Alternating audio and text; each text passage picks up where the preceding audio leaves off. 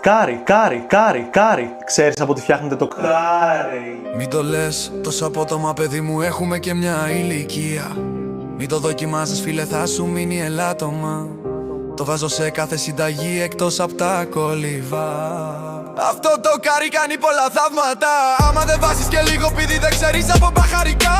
Δεν το εξήγησε σωστά ο κάρι στα αλβανικά. Το κάρι είναι καριοκάρ. Από το πίτσκα φαντάζομαι φευρέτης του κάρι είναι ο καρυπίδης. Το χρησιμοποιώ πολύ στον κονοπίδι. Προσοχή οι γυναίκες γιατί μπορεί να παχαίνει.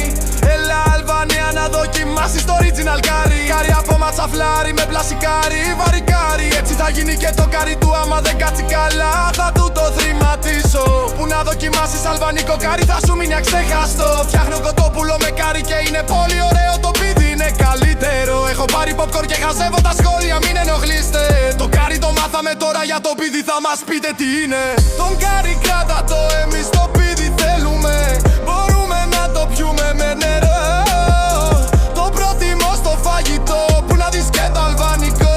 Έλα τώρα επίτηδες το έκανες αυτό το βίντεο.